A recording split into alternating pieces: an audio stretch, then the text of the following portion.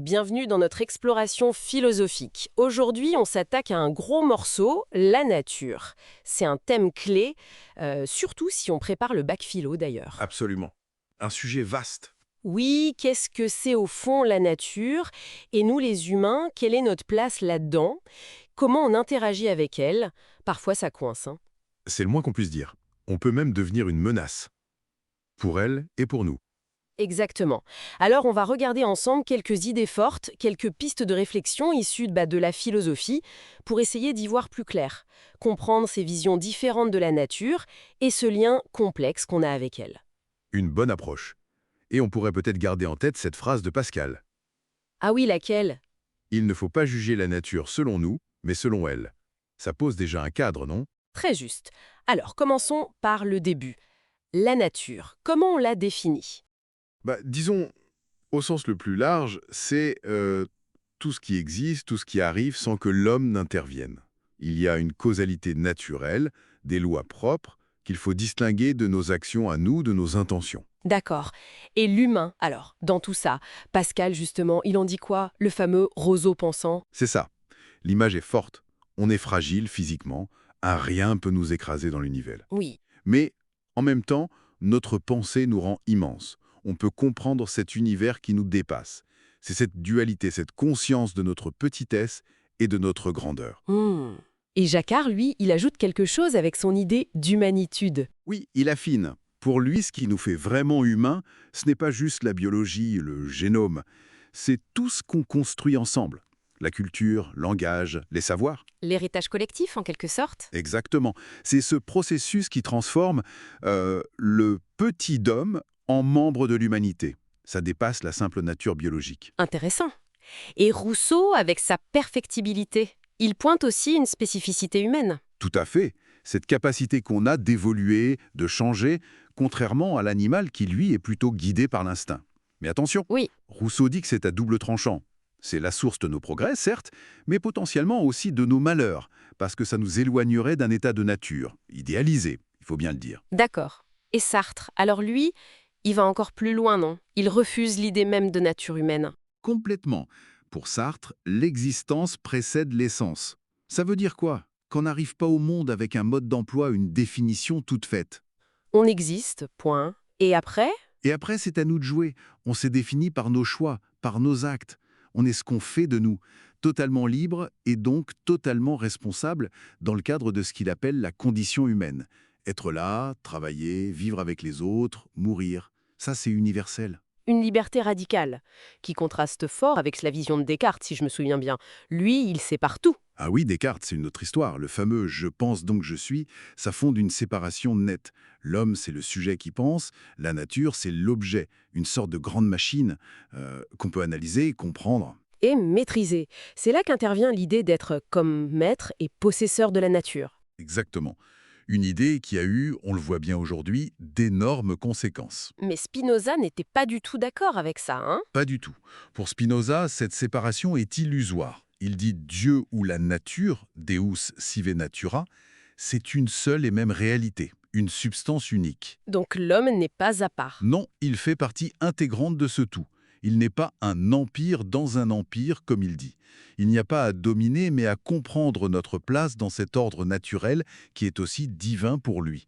Il parle de nature naturante, la force créatrice, et de nature naturée, ce qui est créé. Bon, on voit bien deux visions opposées, séparées et maître ou intégrées et participants. Comment ça se traduit en attitude concrète? Eh bien, plusieurs écoles. On a les cyniques, par exemple. Eux, c'était radical. Rejet des conventions sociales, retour à une vie simple, quasi animale parfois, pour être en accord avec les besoins naturels fondamentaux. Et les stoïciens? C'était différent, non? Il parlait de raison. Oui, pour les stoïciens, vivre selon la nature, c'est vivre selon la raison. Car la raison est notre nature propre, et elle participe du logos, de la raison universelle qui gouverne le cosmos. Donc il faut accepter cet ordre, cultiver la vertu, c'est ça, vivre en accord avec la nature. Mais tout le monde n'est pas convaincu par cette harmonie raisonnable. Nietzsche, par exemple. Ah, Nietzsche, lui, il trouve ça un peu naïf, disons. Pour lui, la nature, elle s'en fiche de nos idéaux. Elle est indifférente, sans pitié ni justice. Donc, vouloir s'y conformer, ça n'a pas de sens. Pour Nietzsche, non. Vivre vraiment, c'est au contraire affirmer sa différence, créer ses valeurs, évaluer, préférer. C'est être injuste, dans le sens où on ne se soumet pas passivement à un ordre supposé. Ça remet en question l'idée d'un retour à la nature qu'on idéalise souvent, comme chez Rousseau qui décrit un état de nature idyllique avant la corruption sociale. Oui, mais là encore, il y a débat. Dolbach, par exemple, répond que l'état sauvage, c'est plutôt la misère, l'ignorance, que la civilisation, malgré ses défauts, vaut mieux. Et Merleau-Ponty, il essaye de dépasser cette opposition-là. Exactement. Pour lui, c'est impossible de démêler nature et culture en nous. Sa formule est parlante. Tout est fabriqué et tout est naturel chez l'homme.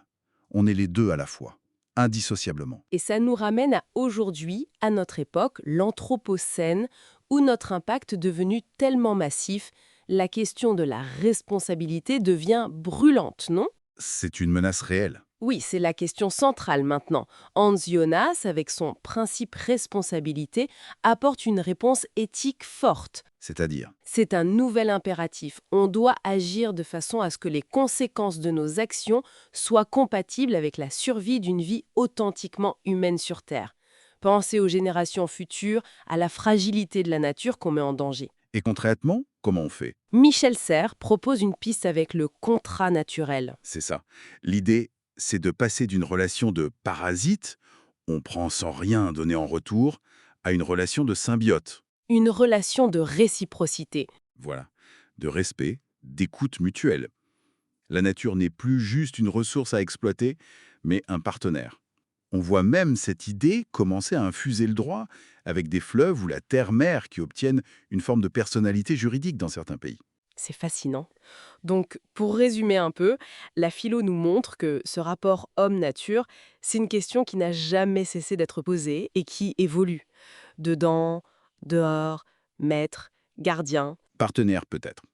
Et surtout, aujourd'hui, quelle responsabilité on accepte d'avoir face aux défis écologiques, face à cette menace qu'on représente pour la planète et finalement pour nous-mêmes. Si, comme le disait Merleau-Ponty ou le biologiste François Jacob, notre nature, c'est précisément d'être des êtres de culture, d'apprendre, de créer. Alors, le vrai défi, ce n'est peut-être pas tant de revenir à une nature fantasmée, qui n'a peut-être jamais existé telle qu'elle. Mais plutôt de créer une culture des savoirs, des techniques, une éthique qui intègre vraiment notre interdépendance fondamentale avec le monde vivant. Incarner ce contrat naturel de serre, en quelque sorte. Oui, et ça demande de dépasser cette tendance que Lévi-Strauss appelait barbare. Rejeter ce qui est différent de nous, y compris le non-humain. Reconnaître qu'on fait partie d'un tout bien plus vaste. Une réflexion essentielle, c'est clair, et plus urgente que jamais.